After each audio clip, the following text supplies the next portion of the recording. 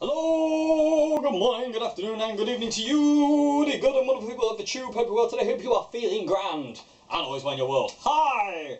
Today I would like to do as the video's title suggests, a vintage V100 lemon drop Peter Green Les Paul update.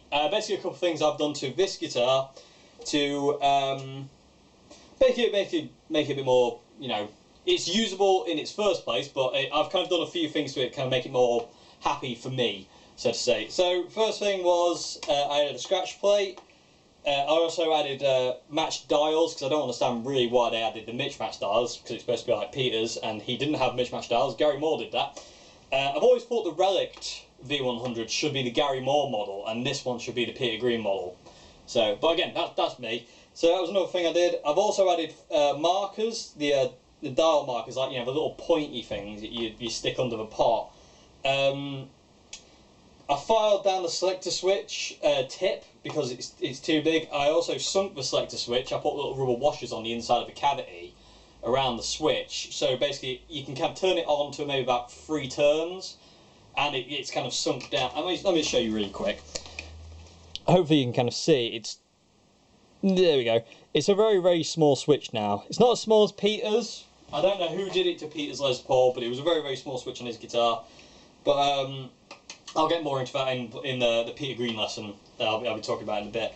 But I filed that down just to make sure it's not so big. I don't like it when they stick out a mile like this did when I first got it.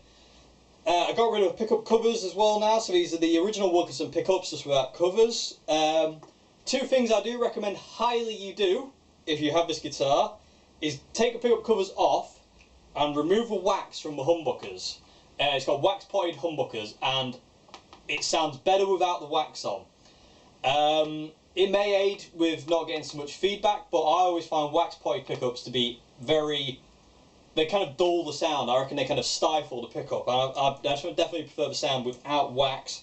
So take the pickup covers off and get rid of all the wax off the pickups. So they just become alive! It's alive! It's alive! Bad, Dave. Calm down.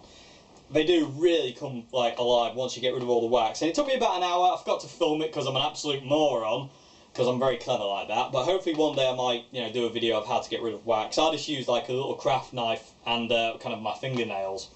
Just kind of, you know, just scraped it off, and also used a microfiber cloth just to kind of clean the rest off. And I spent about an hour doing it. So if you do it, take your time. Don't rush it. The worst thing you can do is rush it and cut a wire and break your pickups. So that's definitely a need if you have this guitar. Get rid of take the covers off. Don't get rid of them because you might need them.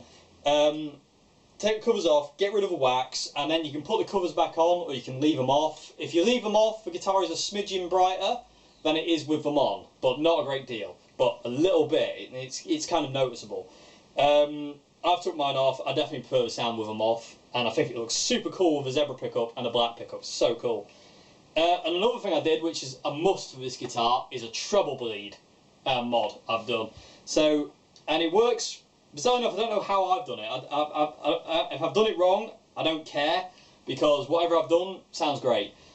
I've got a treble bleed on the bridge volume and the neck volume, and if I roll down the tone to 2 and roll down the main volume to 2 on the bridge pickup, I get a kind of clean funk sound.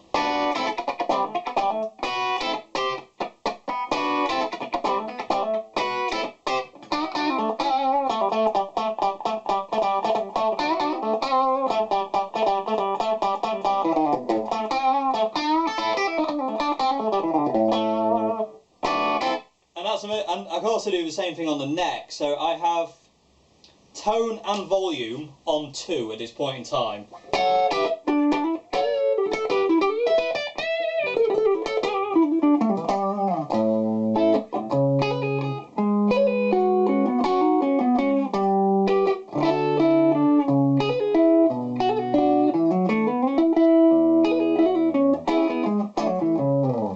And get in the middle, you get that kind of...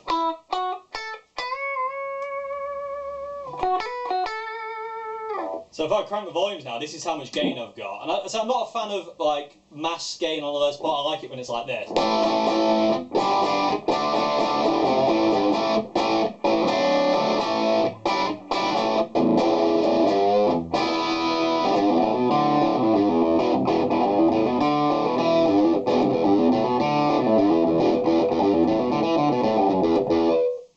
I can really clean the guitar up now, and it's just, as I say, with the markers on the dials, the you know, the Gibson style points, it just makes it so much easier to find those points.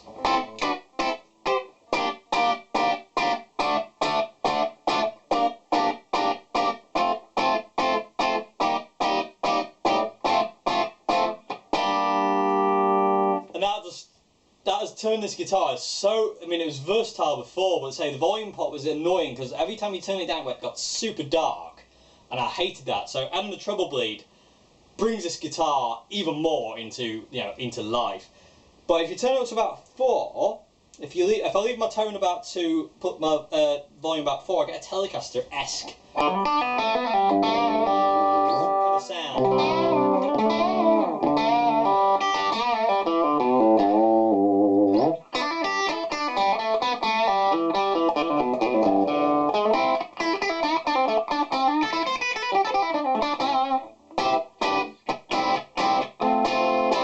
It's just got that kind of twang. You know, hopefully that comes across. I'm going to say I can knock it up even more again.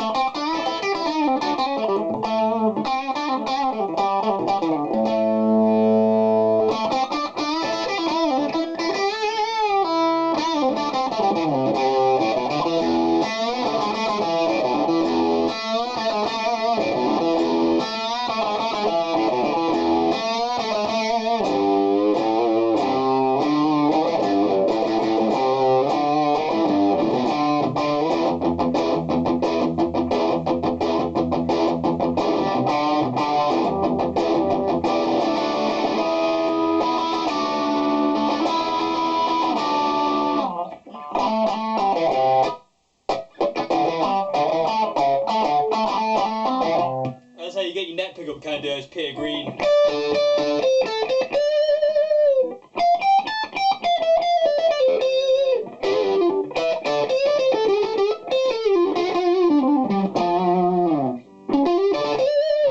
it's just so versatile.